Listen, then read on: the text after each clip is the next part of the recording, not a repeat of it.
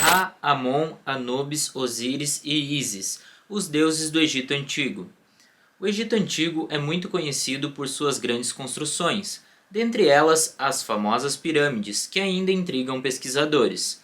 Mas além destes monumentos, a sua cultura também instiga. Com uma religião politeísta, criaram-se vários deuses, e é isso que vamos ver agora. Deus Ra. Ra é considerado o responsável pela criação de todo o mundo, sendo representado pelo Sol. Suas formas são diversas, desde com a face de ave de rapina até como um escaravelho. O povo egípcio acreditava que seu faraó era a encarnação do deus Ra. Tinha sua imagem atrelada ao Sol, devido à sua importância da luz para a produção de alimentos. De acordo com a narrativa de criação, Ra se esforçou tanto para terminar o trabalho que chorou, e suas lágrimas foram molhando o solo. Fez surgir o homem e a mulher. Sendo assim, tudo o que crescia sobre os campos lhes foi dado para que se alimentassem. Ra não deixava faltar-lhes o vento fresco, nem o calor do sol, as enchentes ou as vazantes do Nilo. Assim nasce o termo que os egípcios eram o rebanho de Ra. O culto do deus Ra concentrava-se na região de Heliópolis, mas com o passar do tempo, as crenças religiosas foram sofrendo modificações. Os sacerdotes de Heliópolis atribuíram o culto de Ra, o Sol, o criador de todos os deuses, cuja barca sagrada navegava através do céu. Mas os faraós de Tebas, querendo acabar com a hegemonia do deus criado pelos sacerdotes, adotaram Amon como deus supremo. Daí surge a combinação entre os dois deuses que ficou conhecida como Amon-Ra, o protetor dos faraós. A união das palavras Amon-Ra traz o significado de culto ao sol. Amon igual a culto e Ra igual a sol. Em relação às crenças egípcias, o culto ao deus Sol se sobressaiu, pois teve durabilidade de 20 séculos como culto oficial durante a era faraônica. Deus Amon. Diferente de alguns deuses, Amon teve forma indefinida e costuma ser representado de maneiras diferentes. Ele pode aparecer como um homem, como um carneiro ou como um homem com cabeça de carneiro.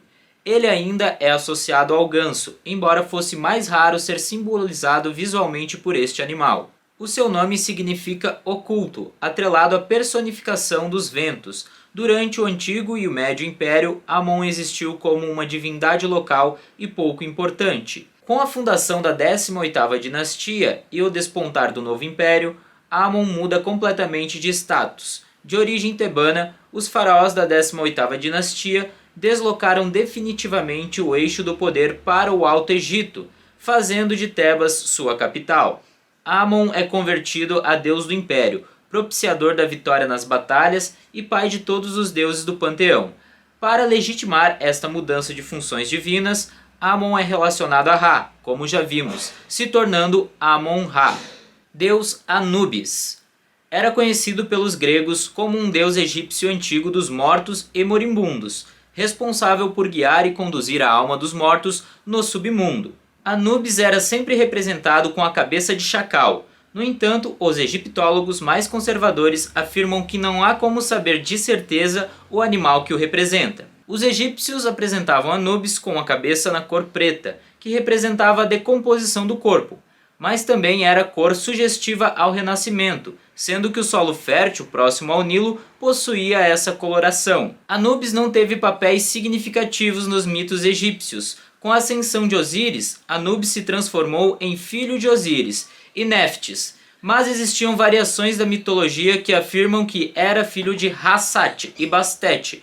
Com o aumento da importância de Osíris, Anubis foi convertido em uma espécie de auxiliar desse deus, que protegia os túmulos e guiava os mortos no além. Ele estava sempre associado com a mumificação e a vida após a morte na mitologia egípcia, e também relacionado como protetor das pirâmides. Deus Osíris. É conhecido como descendente direto de Ra, o deus da criação. Osíris seria filho mais velho do casal Geb e Nut, e teria reinado sobre a terra como o primeiro faraó do Egito. Isso até ser assassinado por seu irmão Sete, motivado pelo ciúme e pela inveja. A partir deste momento, Osíris virou o deus supremo do submundo, o juiz do mundo dos mortos. Para isso, Osíris pesava o coração de cada um, que acontecia na Sala das Duas Verdades. Assim, segundo o resultado obtido, ele decidia o destino das pessoas. Ele também é cultuado como deus da agricultura porque esse processo também implica na morte e renascimento da vida, através das plantações que provinham alimento. Assim, Osíris simbolizava o renascimento, a ressurreição, a justiça e a fertilidade. Seu irmão Sete casou-se com sua irmã Néftis e Osíris com sua irmã Ísis. O papel de Osíris foi o de governar o Império Antigo. Já o seu irmão ficou responsável de governar o deserto. Portanto, provavelmente isso causou um grande incômodo em Sete, que passa a ter muita inveja de seu irmão, ao ponto de matá-lo. Deusa Ísis. Essa deusa foi considerada a mãe de todos os faraós e também a responsável, junto de seu marido, por ter ensinado à humanidade os conhecimentos básicos sobre a medicina e a agricultura. Seu auxílio materno era invocado em feitiços de cura para beneficiarem o povo comum.